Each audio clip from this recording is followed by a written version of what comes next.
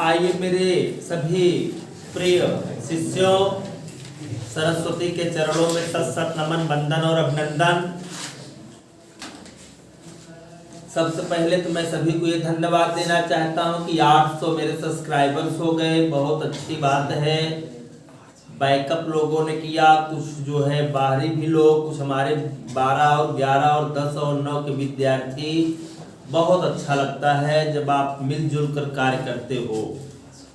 बशर्ते अब आपको मिलकर एक कार्य और करना होगा कि आपको पढ़ना होगा। वीडियो जरूर देखें, क्योंकि इसकी भी एक अलग समय है। जैसे आप सब्सक्राइबर्स को बढ़ाए, वैसे आप जुड़ जाइए, जो है इसको जो है जरूर वीडियो देखा करो। तो ये आप लोगों के लिए बहुत अच्छा एम है, टारगेट है। जब तक किसी चीज को लक्ष्य नहीं बनाओगे तब तक जो है जीवन में आप उपलब्धि नहीं प्राप्त कर पाओगे। कुछ लोग हमारे यहाँ हैं जिनको पीसीएम और इंग्लिश का अच्छा नॉलेज है। उसी कड़ी में हम लोग चलते हैं क्लोरोबेंजीन के रासायनिक गुण पर। आज हम लोग चलेंगे क्लोरोबेंजीन के रासायनिक गुण पर। और रासायनिक गुण में पहला है हाइलोजनीकरण। हाइलोजनीकरण, ध्यान देना, मैं बार बता रहा हूं, केमिस्ट्री सेकंड बहुत ऐतिहासिक केमिस्ट्री है। अगर समझ में आ गया तो जय सिया राम, नहीं आया तो जय श्री राम। दोनों बातें हैं। हाइलोजनीकरण में पहला आओ, क्लोरोबेंजीन ले लो मेरे दोस्त। क्लोरोबेंजीन आप ले लिए, ध्यान देना। ये देखो क्लोरोबेंजीन यही है। इसको आप क्या करिए, हाइलोजनीकरण मतलब Cl2 से क्रिया करा दो और उपस्थिति होनी चाहिए मेरे प्यारे भाई FeCl3। ये है फेरिक क्लोराइड मेरे प्यारे भाई। ये देखो बनेगा क्या, ध्यान रखना, बनेगा क्या, आर्थो और पैरा। ये आपका तो क्लोरीन रहेगा ही, जैसा कि आप जानते हो ये आर्थो है, आर्थो क्लोरो ये आपका बेंजीन है। और फिर पैरा, पैरा भी ध्यान देना, ऐसे ही रटिए आप खूब, रटने के साथ साथ लिखिए। ये आपका पैरा है, तो ये है O, ये है P। बस इसके बाद तो आप जान ही जाएंगे कि ये आर्थो क्लोरोबेंजीन है, ये पैरा क्लोरोबेंजीन है। मान लो कोई अच्छा खासा व्यक्ति मिल गया, अब आपसे पूछ लिया कि इसका आप जो है IUPAC नाम बता सकते हो, कह दीजिए कोई चीज असंभव नहीं। मैं क्यों नहीं बताऊंगा, और मैं नहीं बताऊंगा कौन बताएगा। तो पूछेगा क्या होगा, बता दीजिए 1 2। ये देखिए 1,2 डाइक्लोरोबेंजीन। इसका अगर पूछे तो 1 2 3 4 1,4 डाइक्लोरोबेंजीन बन गया। अब हम नाइट्रीकरण, दूसरी अभिक्रिया हम लोग पढ़ेंगे नाइट्रीकरण पर। नाइट्रीकरण पर चलते हैं दोस्तों। सबसे पहले आप क्लोरोबेंजीन ले लो, ये ध्यान देना। Cl2 आप दिमाग में रखो, 2 Cl मिल जाए बस। रासायनिक गुण इसका बहुत सरल है, बशर्ते आप जो है उसको ढंग से पढ़िए। आइए मेरे प्यारे भाई, ये है देखो क्लोरोबेंजीन। इसको आप क्या करिए, HNO3 और H2SO4 से क्रिया करा दो। मतलब यहां चाहे लिख दो सांद्र HNO3 और सांद्र H2SO4। सांद्र H2SO4 याद रखना, पूरी केमिस्ट्री में सांद्र और तन 2 होते हैं।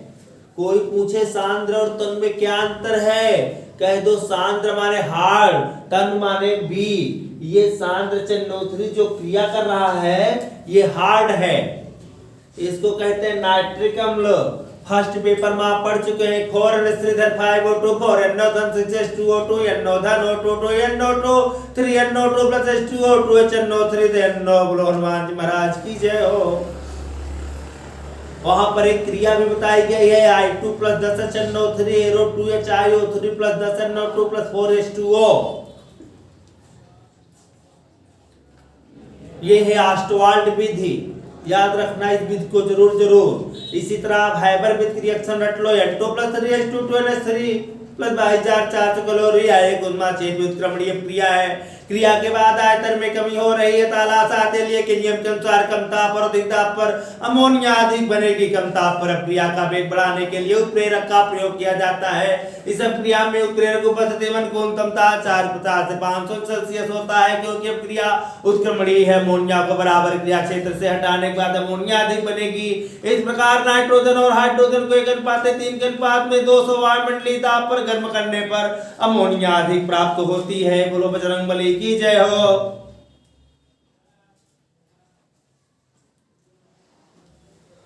तो आपको याद रहना चाहिए। इसी तरह हमने आपको और रटवाया है कौन, phosphine 4p + 3NaOH + 3H2O arrow 3NaH2PO2 + PH3। यही है PH3 माने फास्फीन, जिसकी खोज जैन कैम्पन ने किया था। तो ये भी याद रहना चाहिए। तो ये सब जो है इंपॉर्टेंस है। चलते हैं फिर आ जाइए। जितने आप पढ़ोगे जान लो उतने शिखर पर पहुंचोगे। जब तक आप पहुंचोगे नहीं ना, तब तक आप अपने को समझेंगे नहीं, और समझेंगे तभी जब आप पहुंचेंगे। अब पहुंचने के लिए आपको जीरो से जीनियस बनना होगा। मेहनत करो, क्योंकि मेहनत जो की जी तोड़कर, हर शौक से मुंह मोड़कर, शौकीन अभी मत बनो। जब पैसा आएगा समझ में आएगा कि शौकीन है क्या। अभी तो आपके पास पैसा नहीं, इसलिए आपको मन कहता है मैं शौकीन बनूं। जिस दिन आप अपने से कमा करके लाओगे ना, और अपने घर वालों को 100 रुपए या 200 या 1000 या 10,000 दोगे, उस दिन समझ में आएगा क्या होता है पैसा। इसका सम्मान भी करो, पैसे का दुरुपयोग मत करो। लक्ष्मी अगर आपके घर में है तो उनका सदुपयोग करना सीखो। ये हम नहीं कह रहे हैं बहुत अटक के मरो, लेकिन सदुपयोग रहो, दुरुपयोग नहीं। तो आप पढ़िए, मेहनत करिए। कैसे मेहनत करोगे, फिर से आ जाइए। सांद्र NO3 और सांद्र H2SO4 से क्रिया हो रही है, तो देखो फिर से बनेगा वही क्या जिसका हमें इंतजार था। समझेंगे? ये यहां पर क्लोरोबेंजीन हो गया, तो यहां पर होगा बेटा आर्थोनाइट्रोक्लोरोबेंजीन। ये आर्थोनाइट्रो है, आर्थोनाइट्रोक्लोरोबेंजीन ये। और फिर क्या बनेगा, पैरा। अब आप तो समझ ही होंगे कि यार इसको रटने का बहुत अच्छा तरीका है। चल सर बता दिए, बस जितने इसमें गुण होंगे सब ओपी बनेंगे।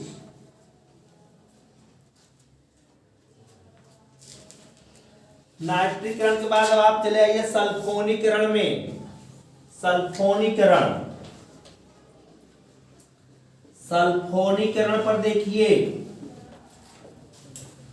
सल्फोनीकरण पे आओ। चलो इस पर देखो, फिल्लोक्लोरोबेंजीन। लगे रहो मुन्ना भाई MBBS, लगे रहो। अब इसको सधूम H2SO4 से क्रिया करा दो। सधूम H2SO4 बेटा वीक होता है, तो ये बनाएगा क्या, आर्थो और पैरा। हमने कहा जितनी रासायनिक उड़ाएगी सब आर्थो और पैरा पर होगा।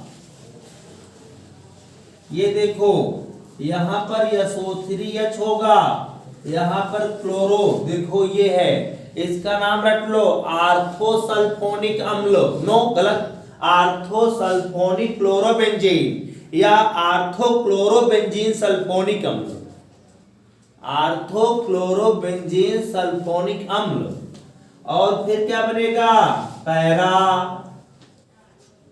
ये देखो पैरा SO3H, और यहां पर हो गया Cl। फिर समझिए, यहां देखो क्या हो गया, ये पैरा। ये पैरा आपको हो गया पैरा क्लोरोसल्फोनिक अम्ल। और ये क्या है, आर्थोक्लोरोबेंजीन सल्फोनिक अम्ल। तो एक बार तेजी समझिए, जब आप इस अभिक्रिया में कोई अभिक्रिया लिखेंगे तो ओपी, दिमाग रखो, ओपी, ओ आर्थो, पी पैरा,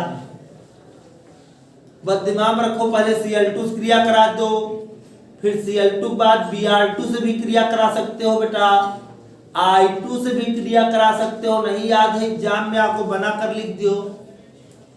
इसके बाद आप जो है सधु में चन्नोथरिस करा दो, सधु में H2SO4 से करा दो, सांद्र चन्नोथरिस करा दो, सांद्र H2SO4 से क्रिया करा दो। बस दिमाग रखो, या NO2 बनेगा तो आर्थो और पैरा पर ही बनेगा। जितना नई पीढ़ी है, जितना मोबाइल में लगी रहती है, अगर उसका 10% अगर आप पढ़ाई में लगा दो, मेरा दावा है कि आप फर्स्ट क्लास निकल जाओगे। अब फर्स्ट क्लास रहोगे, दुनिया कोई हस्ती अगर आप कहीं पर मार्कशीट देखेगी तो आपको सम्मान दृष्टि से देखेगी। मोबाइल पर देखते रहते हो, मोबाइल पर जो है कुछ लोग हम देखते हैं कि जब छुट्टी होती है तो जो है इसमें अपना क्वान में जो है शेयर लेते हैं अपना, और वो चलते रहते हैं। मैं ये कहना चाहता हूं, 14,000 15,000 लोग अगर मेरी बात को सुन रहे होंगे, कान की डेसिबल, जो कान को सुनने की क्षमता होती मात्र 70 डेसिबल होती है।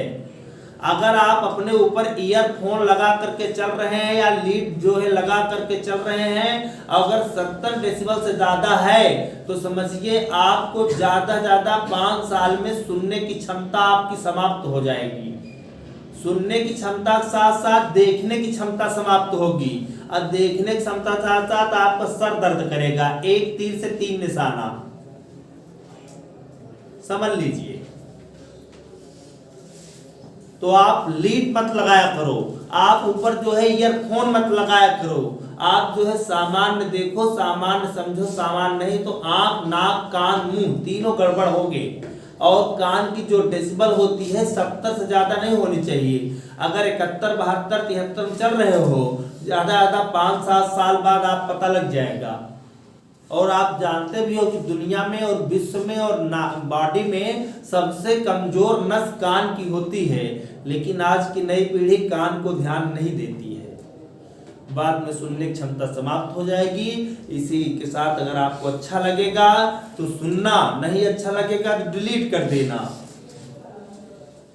लेकिन लास्ट तक सुनना। मैं क्या कहा हूं, वीडियो को देखना, समझना, बूझना। जय हिंद, जय सिया, जय मेरे प्यारे प्यारे दोस्तों।